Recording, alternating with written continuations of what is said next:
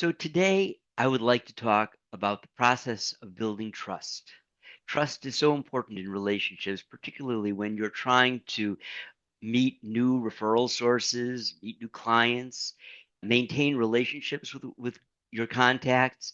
Trust is a foundational skill. It really is the basis of so many successful relationships. And we talk about the importance of building trust, but I thought I would spend some time now just digging into more of the finer elements about how you get people to trust you. As I say those words, I want to make sure that we're clear about something. We're not trying to fool people. We're not trying to get people to trust you if you are not trustworthy. What we're trying to do is demonstrate that you are, in fact, trustworthy. I want to help you communicate those qualities that you possess that are real, that are truthful, that are honest.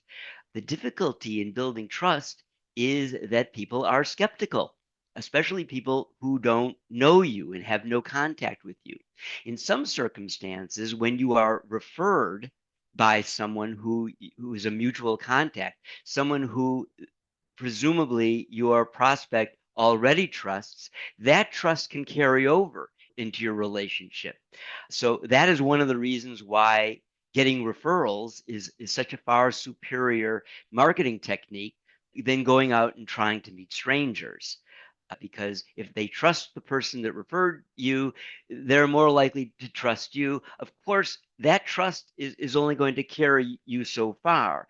There are still things that you have to do. So, regardless of whether or not you're meeting somebody for the first time, or they've been referred to you, or they've known you in the past, the ability to build trust is going to be extremely important to you and your ability to generate new clients.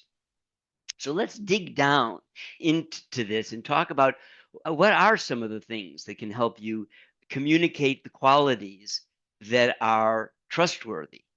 The first thing I'd like to talk about is the importance of educating people.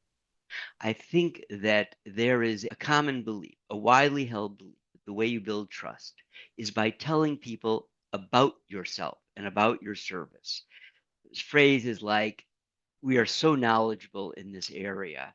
We've been doing this for so many years. We have a long established reputation. Those concepts may be true, but they are not effective or as effective in building trust as actually doing something that proves your trustworthiness, that proves how smart you are and your expertise. And one of the ways that you prove how knowledgeable and how smart you are is to give value in advance. This is one of my very favorite concepts. You can teach somebody something. If you can teach them something that helps them in their business, maybe even in their personal lives, then they learn from firsthand experience exactly how knowledgeable and how smart you are and how successful you are. So by educating, by teaching, you paint a picture of what it is going to be like to work with you. And you can educate people in many ways. You educate them as you're talking with them by asking insightful questions that give you the opportunity to talk about how knowledgeable you are in what their problem is. So you ask questions, asking them what obstacles they're facing, and then you can provide your thoughts. You could use sound bites. Another technique for educating people is the use of sound bites in your language. Instead of just talking at length about how you solve a problem, you might say something like, what we do is in our business, we help people by building them up, not beating them down. That would be an example of a soundbite. If you're trying to generate how reliable you are, when I say that I'm going to do something, you can take it to the bank. Some of these are well known phrases, but you can come up with your own personalized phrases as well. So, sound bites are a way of educating people. You can educate people through public speaking. And if you can get an audience of quality prospects or quality referral sources and have an opportunity to talk to them and show them how knowledgeable you are, it is so far more effective than simply telling people how knowledgeable you are. So, whenever you have an opportunity to educate, that is a way of building trust. Another technique for communicating how knowledgeable and how experienced you are is to share war stories.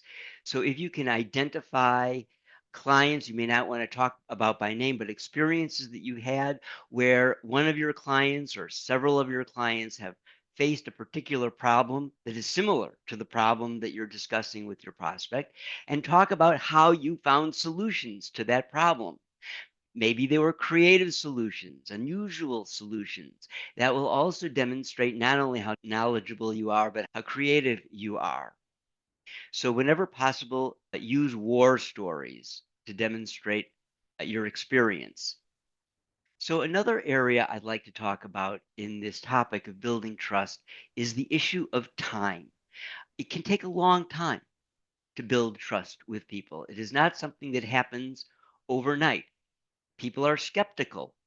They may have had bad experiences with people in your profession in the past.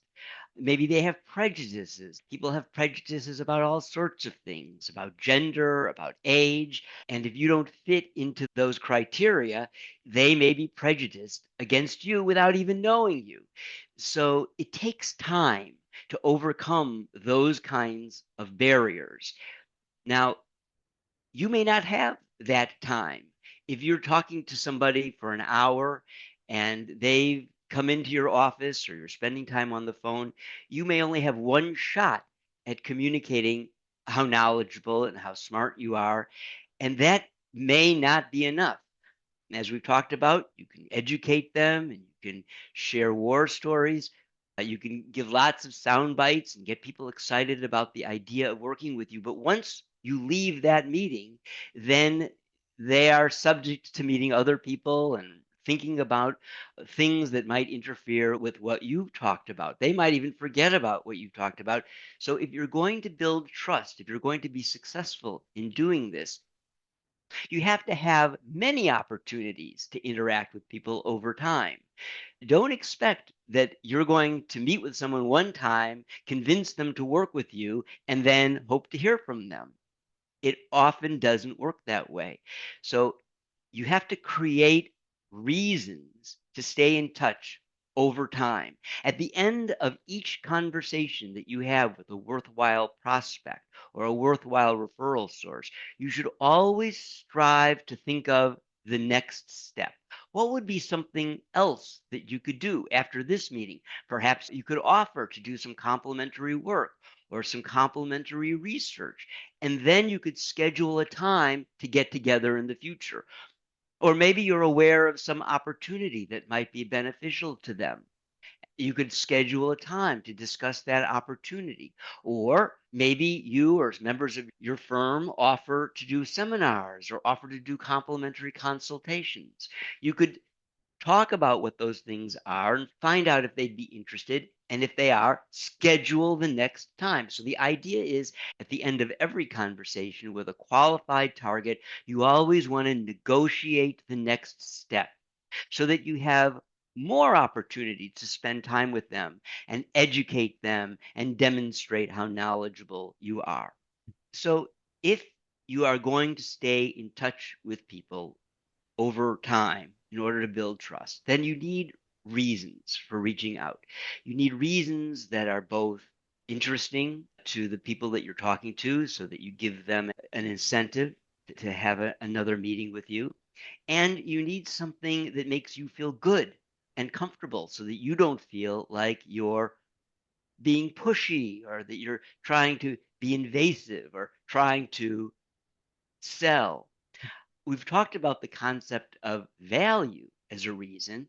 That's the notion of offering a seminar or a complimentary consultation. But what other reasons could you come up with? Perhaps you could offer to entertain someone. You could offer to take them to lunch or invite them to a ball game or play a game of golf.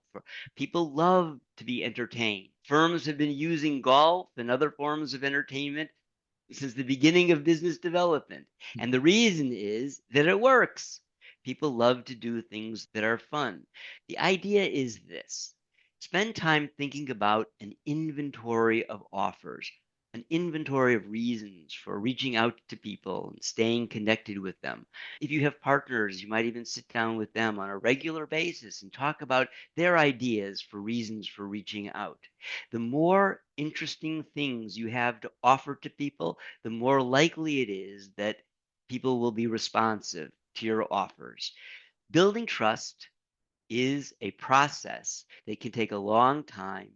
It involves communicating the qualities that you possess, qualities that you're proud of, qualities like how smart you are, how reliable you are, how honest you are, and substantiating those qualities, not just by telling people how knowledgeable you are, but proving it by giving them good information, by sharing sound bites that you've thought about, by giving value in advance and helping them out in ways that they will really appreciate and really understand what it is going to be like to work with you. So those are my thoughts about building trust. I have many more, and I'd love to share them with you. If you're interested in learning how to become more effective in building trust with your relationships, please feel free to reach out to us. You can contact me by email, bob@kohncommunications.com, or respond to us through our website. Our website, by the way, has many wonderful articles and other resources like podcasts and tools that you can look at.